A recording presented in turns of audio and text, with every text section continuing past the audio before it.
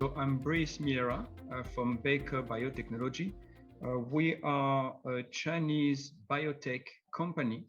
Originally, the company started in 2005. The chairman is Dr. Hu Xiang, is a Chinese gentleman who got his PhD in Canada about molecular biology and biochemistry. He came back in the early 2000 to start this company. And basically, we mostly, since 2005, we've been doing research. So stem cell research, clinical application, and stem cell banking. Since 2005, we've been mostly cooperating with Chinese hospitals to provide our treatment protocols, basically because we are not directly a hospital. And about 10 years ago, we actually, our department, which is the international department, we are in charge of dealing with international patients.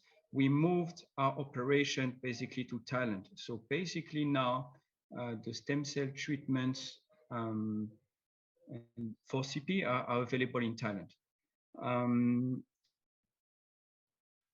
So the company itself, our company itself, basically we have, in China, we have 6 laboratories, we have 500 employees. Like I said, we are doing a lot of research. So we have more than 100 papers, clinical studies and clinical trials done in China. We have 5 or 6 studies for CP specifically. Those studies are about umbilical cord derived stem cells for cerebral palsy. In those studies, we've been using 2 different types of cells, umbilical cord mesenchymal stem cells and umbilical cord blood mononuclear cells. And we are using those 2 types of cells basically to treat CP patients clinically. In Thailand, we work with a clinic in Bangkok, basically. This clinic is neurodegenerative rehabilitation clinic, which means that they do a lot of rehab for patients with neurological conditions such as CP. And over the years, we worked with them for 10 years. And we have a very good cooperation because their program and our program together is basically, we think is a very comprehensive program for cerebral palsy. So can you explain what that will be like? So if, let's say, I have 2 parents here in the crowd, they have children with CP. Can you explain to these parents, what would it look like if they would come to your clinic? Okay, so first of all, I will explain even before they come to the clinic. So what happens is that we have patients from all over the world coming to us, basically contacting us. And what we do, first of all, we review the medical condition of the child, and we do it online at first. So we have an online medical form that families can fill out. And there will be a back and forth basically between the doctor and the family until we get all the information we need to figure out if the patient can be accepted or if we cannot treat the patients there could be some reason that prevent us from treating the patients. If the patient is accepted, basically, the patient goes to Thailand, and in Thailand, there will be about 3 weeks treatment protocol that will be provided. So the families basically have to go to Thailand and have to stay there for 3 weeks. Let me show you my screen, and I will show you an example of treatment protocol, and I will explain at the same time. 1 second. Put it here. And share screen. Okay. Okay, can you see my screen? Yes, I can see your screen. Yes. Okay, so that's a typical treatment plan for CP. It doesn't mean that the treatment plan will be exactly the same for everyone, of course, because depending on the symptoms of the patients, It may be slightly different with certain therapies that will be provided, others may not be provided, but that gives you a good idea. So basically what happens is that we have a treatment protocol that lasts 3 weeks. And during those 3 weeks, from Monday to Saturday, patients will have different types of therapies. So you see, let's say that they arrive on a Sunday. On a Monday, the next morning, there will be an initial consultation with the doctor, where we will summarize the condition of the child.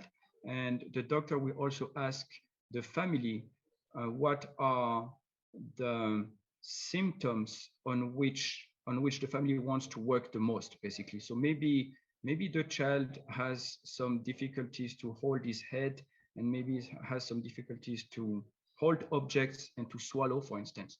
And maybe hold objects is the most important for this specific family. They would like their child maybe to be able to grab a cup and be able to drink by himself, for instance. So then we will be working on the fine motor skills in the hands and the swallowing.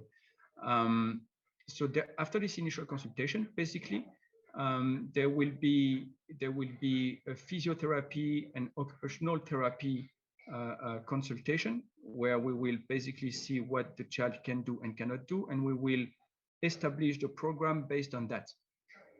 Then every day there will be different therapies. So you see, there will be acupuncture, there will be physiotherapy, occupational therapy, aquatherapy is part of physiotherapy. It's physiotherapy, but not on the ground, in a swimming pool, for patients who cannot walk, don't have enough strength to walk, but may be able to walk in a swimming pool. So we have a swimming pool available for them.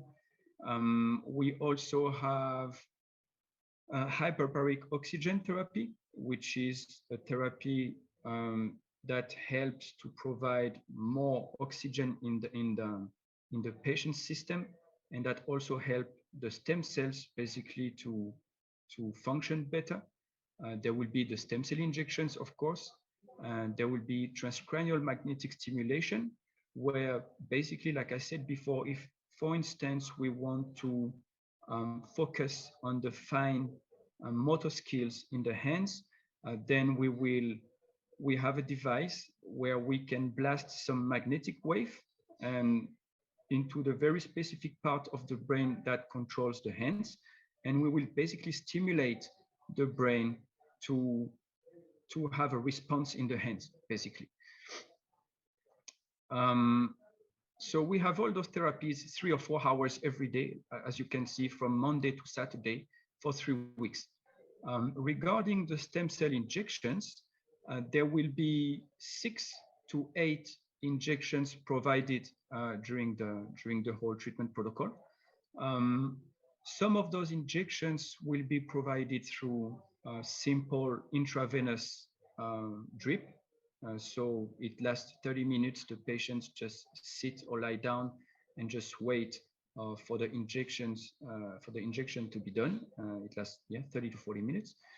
And we will also have some intrathecal injections. Those are spinal injections that are done in the back, in the spine, below the spinal cord. So there is no risk of any issue, basically.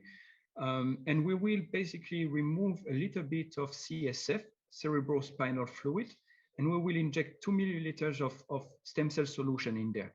The advantage of this type of injection is that it's like an highway to the brain and to the central nervous system. It's a more direct way to inject the stem cells to the central nervous system. So we have those 2 types of injections that we provide in combination during the treatment protocol, basically.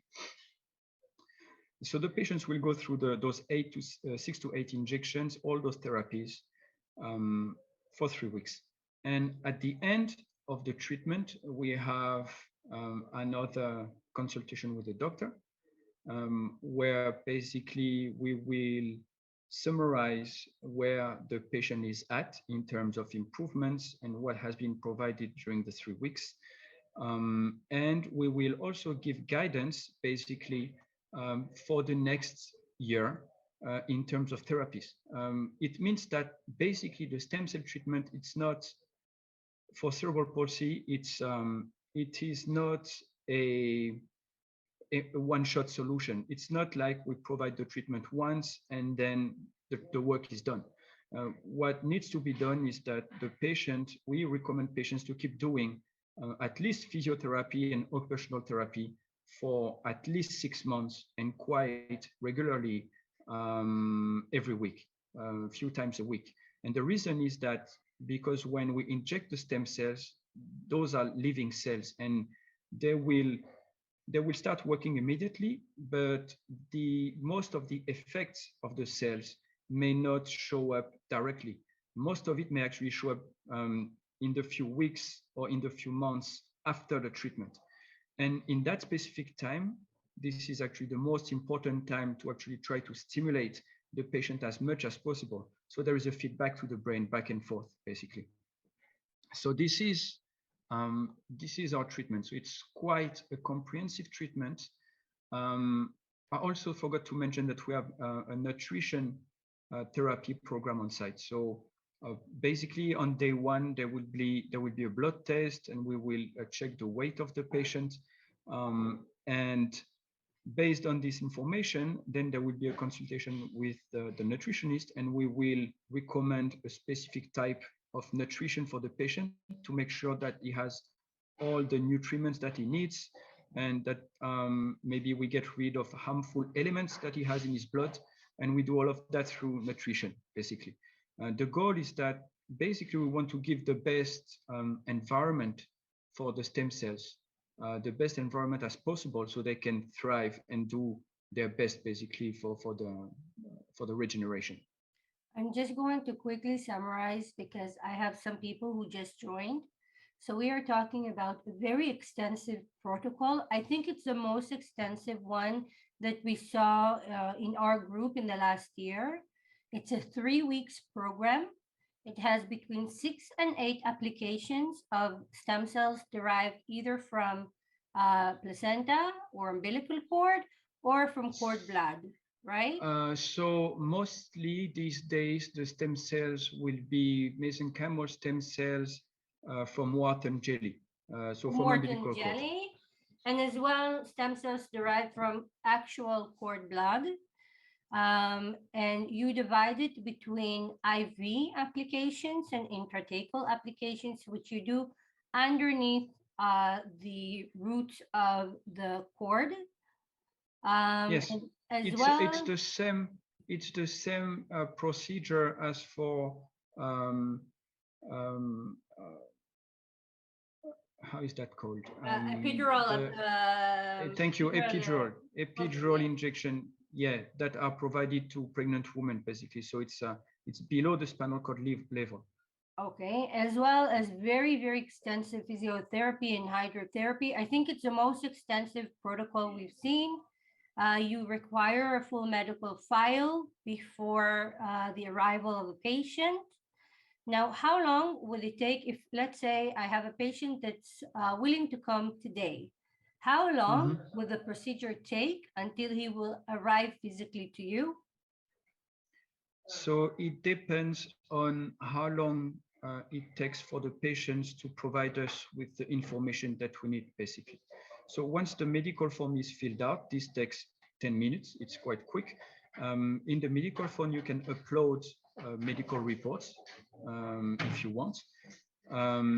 But again, usually the doctors will check all the information that is mentioned, and there may be some information missing. Maybe we will need, for instance, a brain MRI or brain CT scan report that kind of confirms that this is cerebral palsy. We will need a medical report that states the condition history, when it happened, how it happened, why it happened, etc., etc. And if certain questions were not answered in the form, we will ask the patient again, basically, until we get all the answers. If we get all the answers, then the patient can be accepted very quickly. I mean, it could take as quick as 48 hours, basically.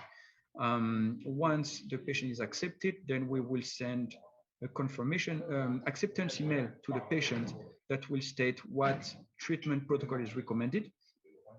And from there, the patient can register for the treatment. Then the quickest will be, I would say, 2 to 3 weeks to come for treatment. That would be the fastest. So within 48 hours, a patient should receive a confirmation mail saying that we received your email, we received your information, these are the documents that are missing. And Yes. once the medical file is completed and the medical program is set, sometimes it takes about 3 weeks to a month to arrive to you. Yeah, I mean, the patient could go, it could be quicker. I mean, it could be 1 week. The problem is that usually people need, to buy flight tickets and to get organized with their life at home. Maybe they need to take some holidays for the treatment because it's a long treatment. It's 3 weeks. So usually patients tend to arrive a few months after acceptance. But on our side, if we have availability, if there are rooms, the patients may come 2 weeks later, I would say. Okay. Can you explain about the ages of the treatment? What is your youngest patient? How old is your oldest patient regarding CP? Okay, so for CP specifically, the youngest patient will be 1 year old. We don't treat patients younger than 1 year old. So at 1 year old, we can start treating patients with the full program with intravenous injections and intrathecal injections. The oldest patient, there is no age limit really, but indeed, the older you are for CP, the less improvements you may see. Just because once the brain is not developing anymore, it's more complicated to get improvements, and it requires more work basically to get improvements. So we would recommend patients to come. It's hard to tell, but maybe before 15 years old. I mean, we even had patients, 16, 17 years old patients coming and having quite good improvements. So, I mean, it doesn't really mean anything, but in general, technically, the earlier, the better. Okay, how about patients in their 20s and 30s and 40s? Because I have some patients like those. So 40s, I don't think we've ever had a CP, a 40 years old CP patients. I think we've had some in their 30s, but very, very few. I would need to check the data. If we had some, it's probably like 2 or 3 in 15 years. Most of the patients are under 20. It's possible to get improvements because I think those people get improvements, and I can send the data later for this. You can give me an age, and I can tell you how many patients we had below that age, or like in a specific age range, and tell you if they got improvements or not. We have all the database with the improvements for all the patients for more than 10 years. Can you explain a little bit about the source of the cells? Where you get them from? Are they supervised? By what government are they supervised? Mm-hmm. So at the moment, the cells come from laboratory in Thailand. So it's supervised by, it's under the Thai FDA, basically. They come from umbilical cord that are gathered at healthy birth in Thailand. Those umbilical cords are gathered, are going to the lab. Once in the lab, basically, we extract the cells from the umbilical cord and we process them for about 3 weeks. Once processed, those cells are banked at minus 180 degrees Celsius. And basically, that allows us to have a supply of cells for patients whenever a patient's need. So whenever a patient's need, basically the cells are taken out of the storage. They are being processed again for a few hours, and they are being released the day of the injection. So then they need to be injected within 12 hours. Do you have a medical passport for each unit? How does it work? Yes, we have a quality control report for each pack of cells that is provided to the patients. And those quality control reports will include data about safety and efficacy of the cells. So on the safety side, basically, we are following the international standards. There are international standards for mesenchymal stem cells, for instance, that tells you what you need to test in terms of safety and in terms of quality. So we are following those standards. So in terms of safety, basically, we are going to test for different diseases. Of course, the mother is tested even before we gather the cord to make sure that she has no disease, but then the cells are retested again. So in this quality control reports, you will see the results of all those tests. And then on the quality side, basically, we will check the viability of the cells, which means what's the percentage of cells that are alive and that are functional, that can actually work. We will check how many cells. We will check if the cells are really what they should be. It means that the nature of the cells, so we are going to check the markers on the surface of the cells to make sure that those cells are the cells that we need. And that's about it. We are basically following the ISCT standard, International Society for Cell Therapy. This is basically the international standard for umbilical cord-derived stem cell treatments. How many cells do you give per kilo? So so the rule would be 1 million kilogram per kilograms. But because we provide large amount of cells, we tend to not go. It could be more, but we tend to, especially for children, we tend to not go beyond 20 million cells per injection. And we repeat injections, like I said. So we go 6 to 8 injections.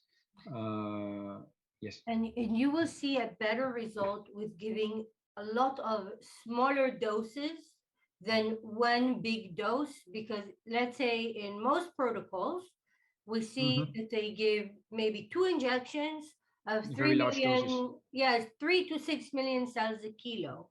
Now, we've encountered maybe another program like yours. There is a Polish program very similar to the amount of cells you are discussing with us right now, that are also giving small amounts per kilo, and they give it within 6 weeks. So 6 weeks apart, they give 10 injections. I've seen quite a few programs, and I'm very curious to know, why did you choose to give a big amount of injections, but small amount of cells per injection? So I'm not specifically a doctor, but back in the days, we were told basically that somehow the body needs to be able to process and absorb those cells, and that they were preferring giving multiple small doses of injection instead of a large injection that may be wasted. And also, maybe if you inject a lot of cells at once, a very large amount, there may be also more reaction from the immune system, because the cells are coming from donors. They are not the patient cells. So those cells, basically, even though they have low immunogenicity, which means that the immune system doesn't really pick up on them. I mean, it picks them up, but not as fast as it should be. If you inject a large amount of doses, I guess there is also more chances that the immune system will pick up some cells and just kill those cells. So we prefer to go slower and to go smaller quantities, but multiple injections, basically, and give time to the body to process those cells. Also, because these cells are not the patient cells, the mechanism through which the regeneration happens is slightly different than if you were injecting the whole patient cells into the patient. Basically, if we were gathering the cells from the patient and providing them to the patient, the mechanism would not be the same, because the cells from the patients are 100% compatible with the patient, right? So what will happen with our cells is that basically our cells, we inject them, then there will be, like every stem cells, they will be attracted to the site of injury. And once they are on site, basically, they will work through a mechanism that is called paracrine signaling. This paracrine, so because people believe that the only job of stem cells is just to differentiate into other types of cells and to basically provide regeneration through direct differentiation. But this is actually not true. It's only one part of their work. The largest part is actually done through paracrine signaling.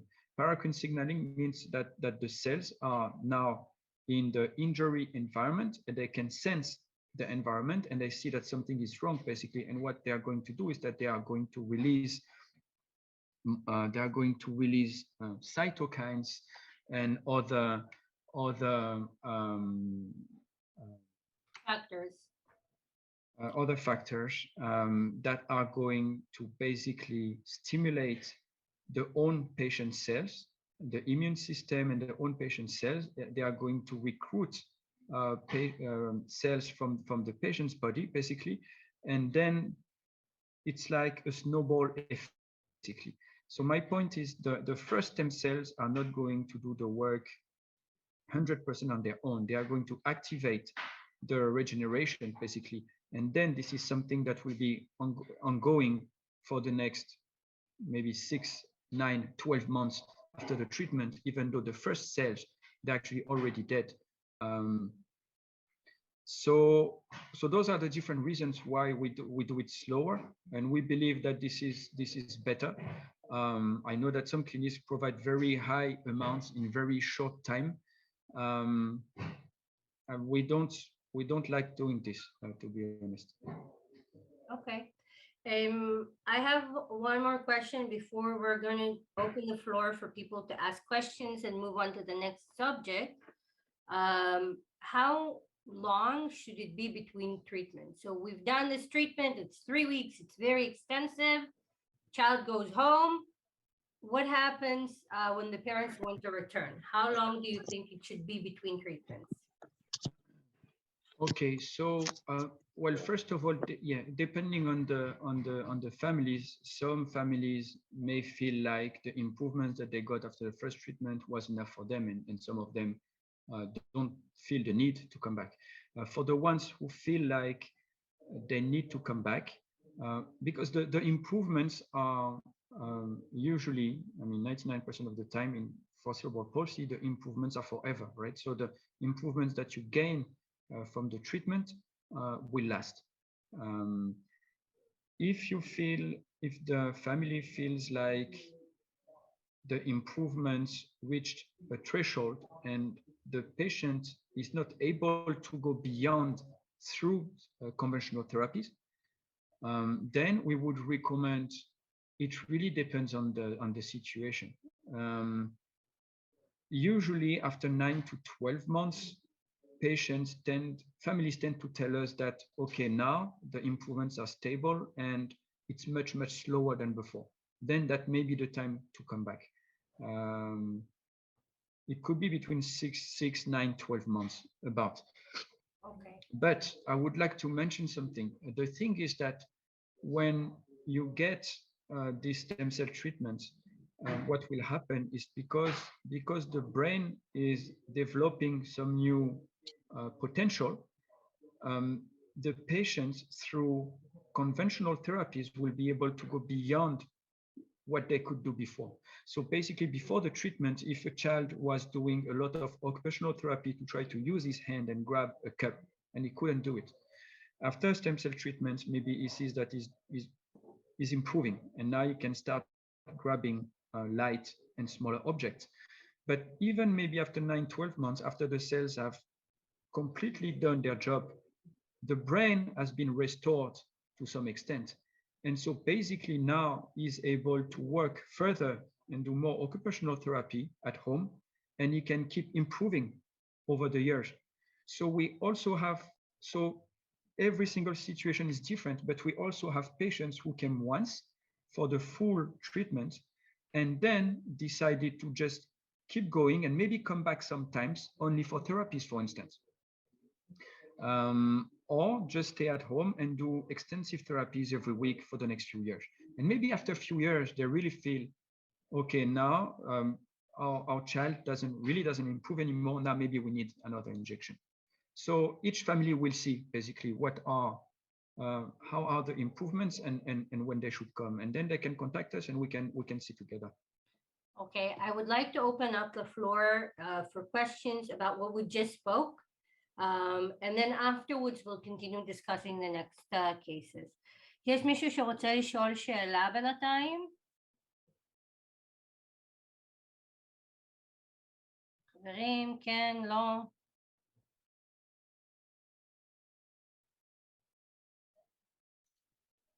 אוקיי. אוקיי, I think it was quite clear. זה היה ברור פה לאנשים? אתם יכולים קצת לתת לי פידבק? היה ברור לכם מה שהוא אמר? לא היה ברור? אתם יכולים לכתוב למטה?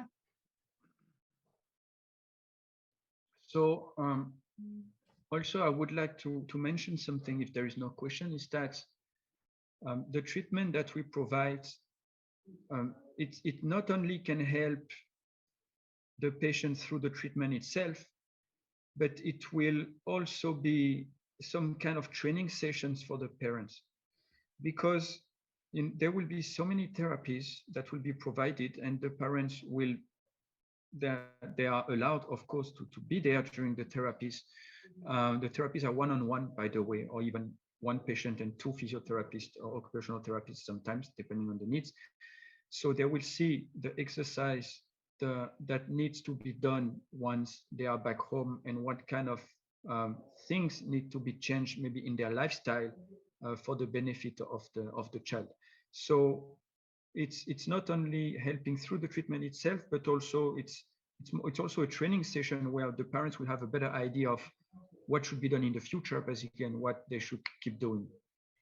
I would like you to explain a little bit about the different conditions you treat with children, because I know you do treat a lot of different conditions regarding children. If you can just give us the headlines, what kind of conditions you treat, and then we will take a little tour with adults, because we have half an hour. So if you can just explain first about children. Okay. So for children, so CP is the condition that we treat the most. We have spina bifida. Spina bifida is basically when children are born with the spinal cord basically getting out of the spine. So usually those children, they get a surgery at birth, and sometimes it's also pulling on the spinal cord, and so it creates hydrocephalus, which is like very high pressure around the brain in the skull. And so basically those patients are like CP. Basically, they also have a neurological damage from birth. So we treat those patients as well. We also treat children with a condition called ONH-SOD, optic nerve hypoplasia or septo-optic dysplasia. Those are children who were born with a underdeveloped optic nerve. So the optic nerve, which is the nerve that goes from the eye to the brain, which is bringing the information from the retina to the brain, is underdeveloped. And because of this, basically, even though their eye is functioning and their brain is functioning, the cable is too thin to bring the information, basically. And so we provide stem cells to help this nerve to grow, and so information can go through in an easier way. And so those children basically start to see things that they could never see before. We also have autism. For autism, it's more of a 2 weeks treatment. Of course, there is no physiotherapy, occupational therapy, but still there is nutrition, stem cells, there is acupuncture, there is transcranial magnetic stimulation. And for autism, we also used to have a therapy that we don't have available right now, but we are trying to have it back.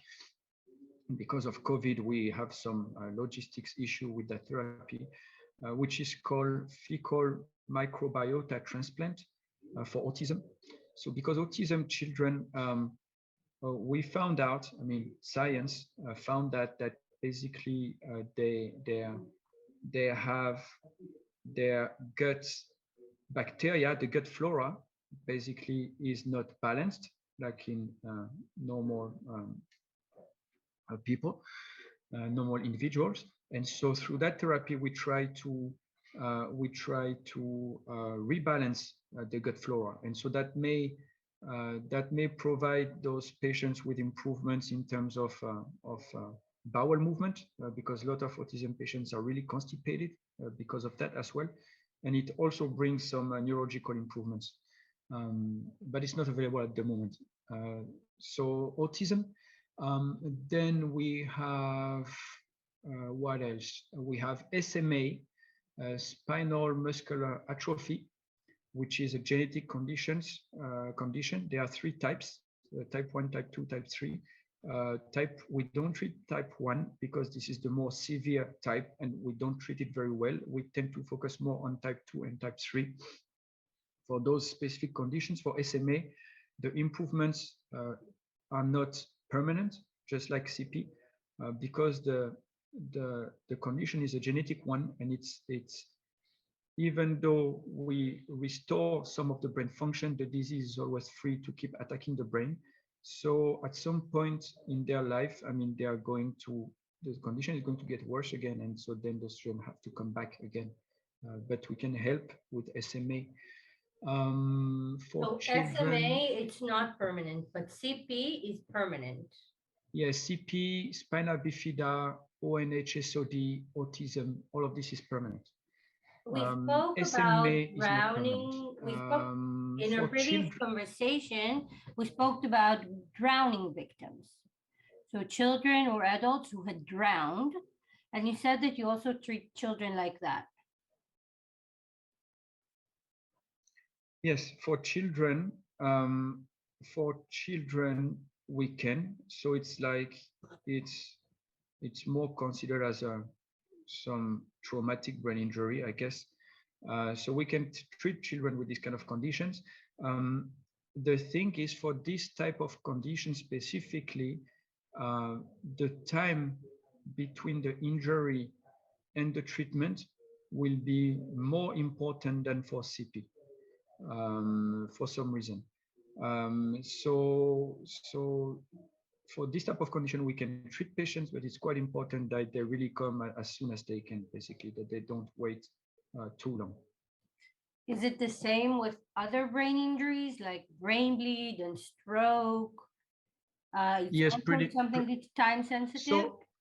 So if the brain injury, the stroke, happen like very quickly after birth, this is still considered as CP, and for us, it's because it happened very early. The patients have still a long way to go in their brain development, and it's I feel like it's easier for us to treat.